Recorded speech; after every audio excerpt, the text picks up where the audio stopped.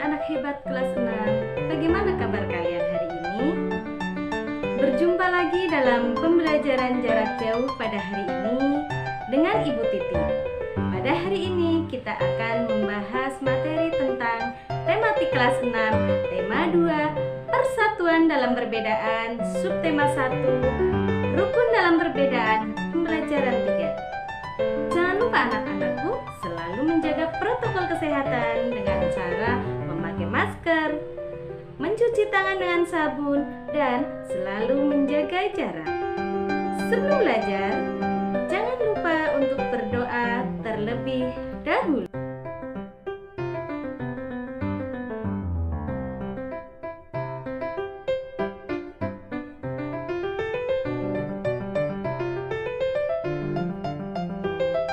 Apakah kalian siap untuk belajar hari ini, anak-anak? Nah, hari ini kita akan belajar apa ya? Kita akan belajar tematik kelas 6, tema 2, persatuan dalam perbedaan, subtema 2, rukun dalam perbedaan, pembelajaran 3. Anak-anak, kompetensi dasar dari materi ini yaitu untuk muatan IPA KD 3.3 menganalisis cara makhluk hidup menyesuaikan diri dengan lingkungan. KD 4.3 menyajikan karya tentang cara makhluk hidup menyesuaikan diri dengan lingkungannya sebagai hasil penelusuran berbagai sumber.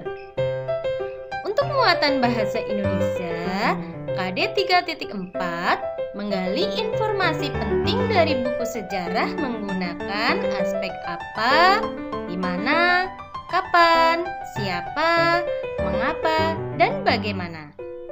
KD 4.4 memaparkan informasi penting dari buku sejarah secara lisan, tulis, dan visual dengan menggunakan aspek apa, di mana, kapan, siapa, mengapa, dan bagaimana, serta memperhatikan penggunaan kosakata baku dan kalimat efektif.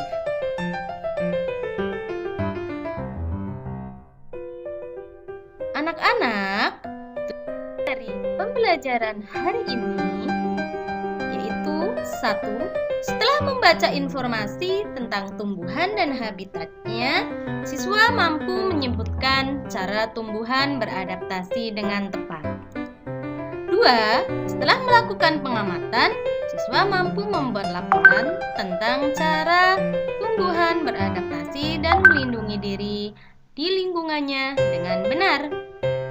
Yang ketiga, setelah membaca teks tentang tokoh proklamasi kemerdekaan, siswa mampu menyebutkan informasi penting menggunakan aspek apa, di mana, kapan, siapa, mengapa, dan bagaimana pada peta pikiran dengan tepat. Yang keempat, setelah berdiskusi, siswa mampu mengembangkan informasi pada peta pikiran melalui tulisan dengan detail. Pembelajaran sebelumnya kita sudah belajar adaptasi tumbuhan teratai dan teks sejarah proklamasi. Nah, materi yang akan kita pelajari hari ini adalah cara tumbuhan menyesuaikan diri terhadap lingkungan. Pagi ini, Udin dan teman-temannya sedang bekerja sama untuk mengumpulkan informasi tentang tanaman dan habitatnya.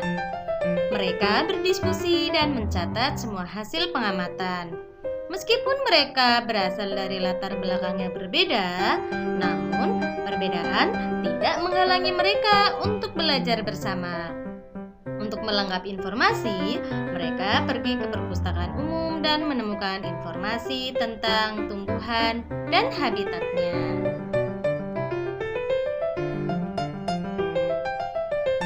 Setiap jenis tumbuhan memiliki ciri-ciri yang berbeda. Ada tumbuhan yang memiliki ciri-ciri dengan daun lebar dan tipis. Ada pula tumbuhan yang memiliki daun yang tebal dan berduri. Apakah tempat tinggal setiap tumbuhan sama? Tentu saja, tempat tinggal tumbuhan berbeda-beda.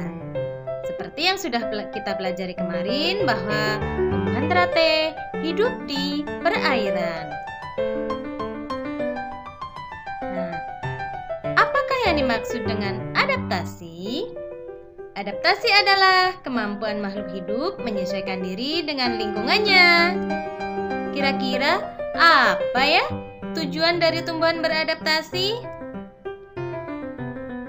Tumbuhan beradaptasi untuk mempertahankan hidupnya. Mari anak-anak kita pelajari lebih lanjut tentang materi adaptasi. Adaptasi diklasifikasikan menjadi adaptasi morfologi, fisiologi, dan tingkah laku.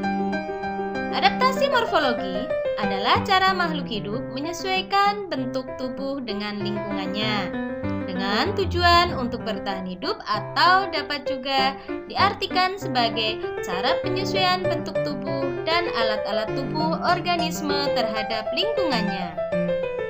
Adaptasi jenis ini mudah diamati karena terjadi pada bagian luar tubuh makhluk hidup. Adaptasi morfologi ada 3. Yang pertama adalah adaptasi hidrofit. Yang kedua ada adaptasi higrofit, dan yang ketiga ada adaptasi xerofit. Adaptasi hidrofit. Adaptasi yang dilakukan oleh jenis tumbuhan hidrofit yaitu jenis tanaman yang mampu bertahan hidup di perairan. Ciri-ciri yang pertama adalah tumbuhan hidup terapung di atas permukaan air. Karena tumbuhan memiliki rongga antar sel yang berisi udara agar bisa mengapung dengan ciri-ciri daun lebar dan tangkai daun menggembung yang berisi udara. Contohnya adalah tanaman eceng gondok dan kiambang.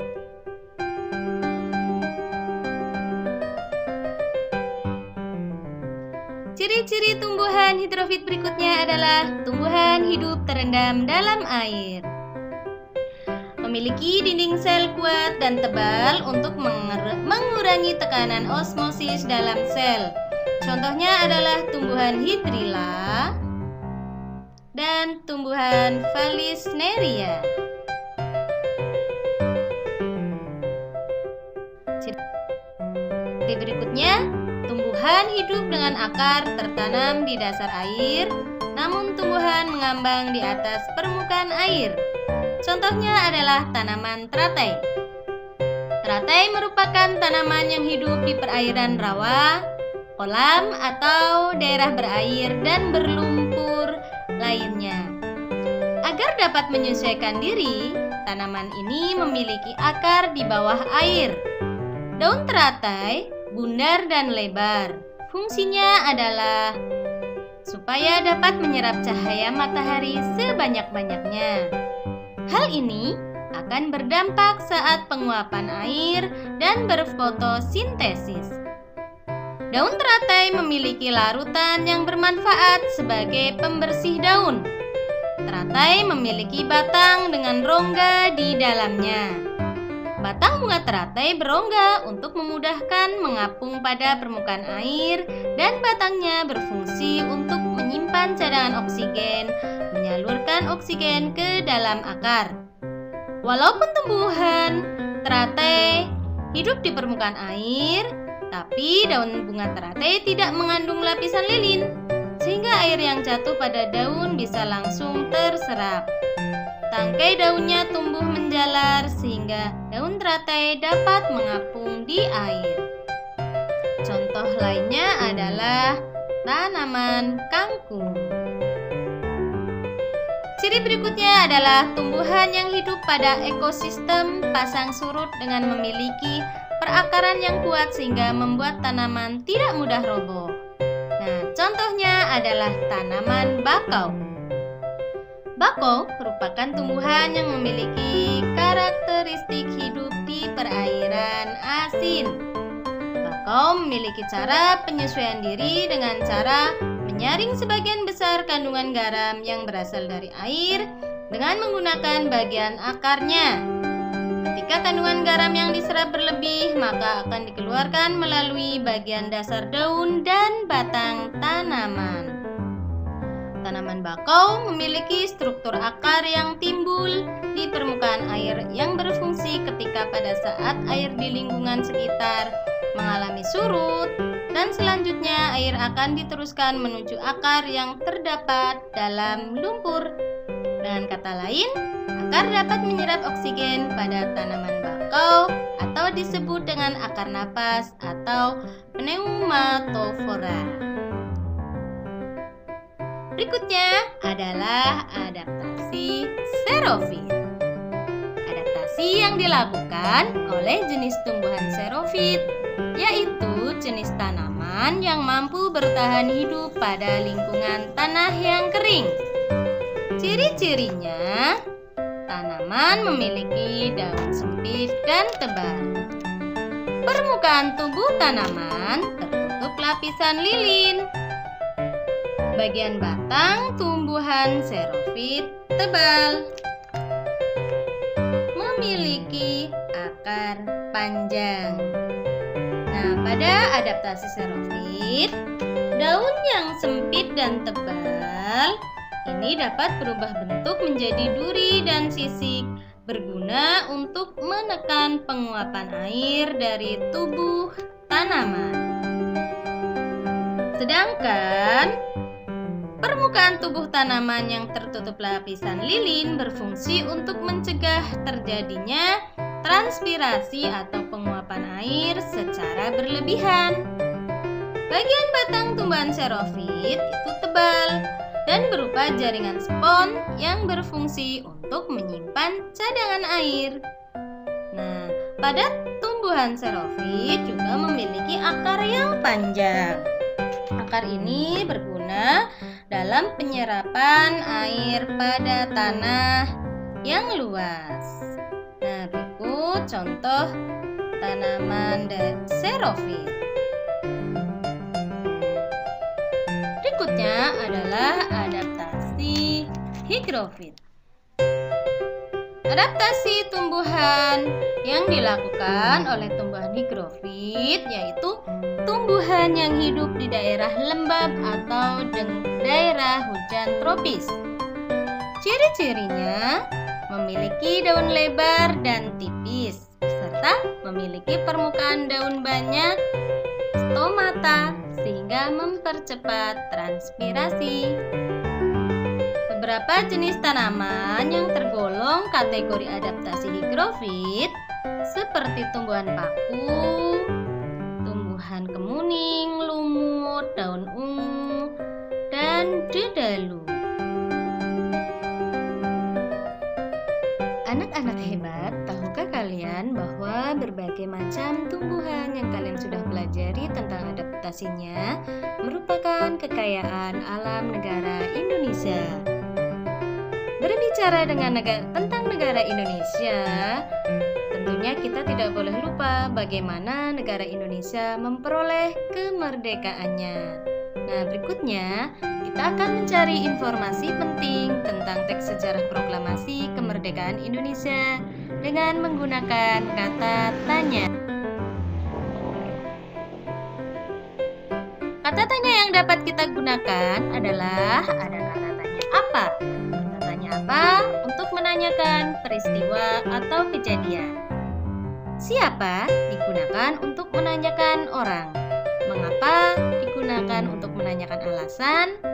Di mana untuk menanyakan tempat. Bagaimana menanyakan cara. Dan kapan untuk menanyakan waktu. Kalian dapat memperoleh informasi dengan menggunakan kata tanya tersebut. Berbicara tentang proklamasi, proklamasi kemerdekaan Indonesia itu memberi makna yang sangat penting bagi bangsa Indonesia. Sejak teks proklamasi dibacakan, bangsa Indonesia menjadi negara yang merdeka, berdaulat, dan bermartabat. Tonggak sejarah tersebut tidak akan terjadi apabila apabila tidak ada anak bangsa yang berani memproklamirkan kemerdekaan. Mereka adalah pejuang bangsa yang tidak boleh dilupakan. Berikut ini kita akan mempelajari para pejuang bangsa yang telah berjasa terhadap kemerdekaan Indonesia. Yang pertama, tokoh yang akan kita bahas adalah Insinyur Soekarno. Beliau merupakan salah satu orang yang berjasa dalam mendirikan negara Republik Indonesia sebagai negara berdaulat. Bung Karno lahir di Blitar, Jawa Timur 6 Juni 1901 dan meninggal di Jakarta 21 Juni 1970. Bung Karno menyusun konsep teks proklamasi di rumah Laksamana Tadasi Maida bersama Bung Hatta dan Mr. Ahmad Subarjo. Ia kemudian menandatangani teks proklamasi atas nama bangsa Indonesia bersama Bung Hatta. Bung Karno membacakan teks proklamasi kemerdekaan Indonesia di kediamannya di Jalan Pegangsaan Timur nomor 56, Jakarta.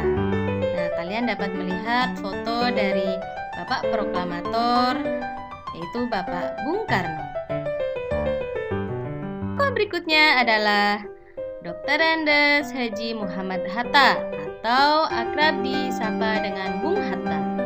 Lahir di Bukit Tinggi, Sumatera Barat, 12 Agustus 1902. Beliau wafat di Jakarta 14 Maret 1980 pada usia 77 tahun. Bung Hatta menyusun konsep teks proklamasi bersama Bung Karno dan Mr. Ahmad Subarjo. Ia ikut menandatangani teks proklamasi atas nama bangsa Indonesia bersama Bung Karno.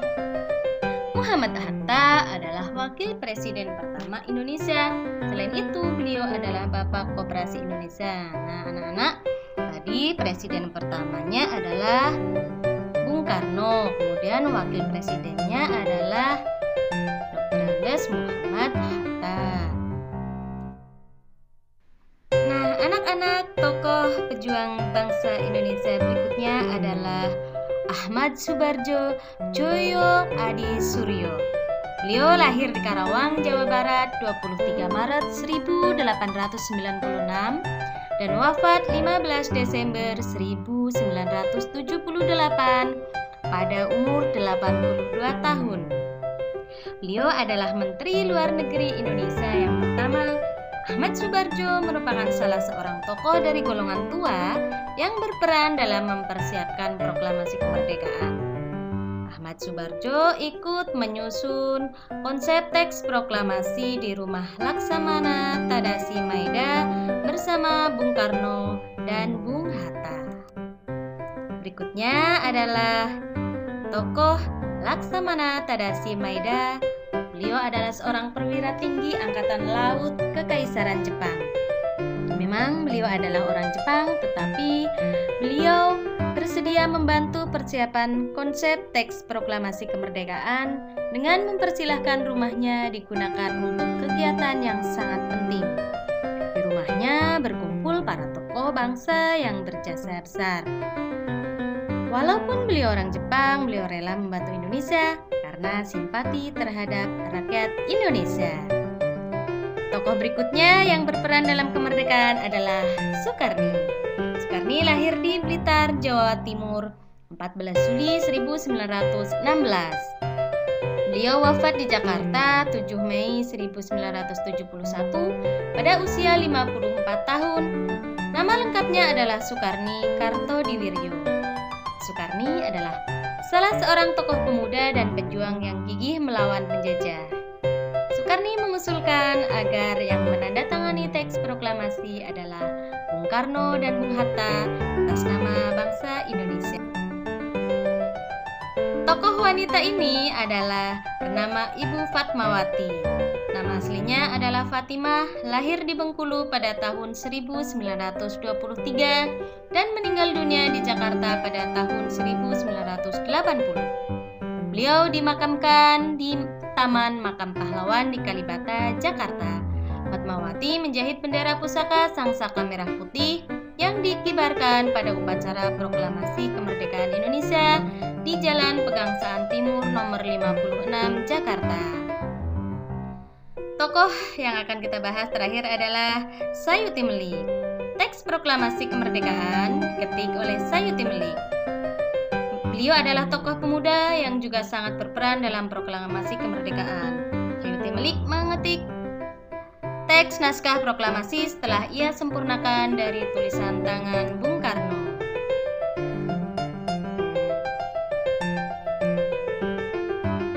Nah, setelah kalian membaca dengan seksama teks proklamasi sejarah kemerdekaan Indonesia, kalian dapat menuangkan dan menuliskan informasi penting pada peta pikiran.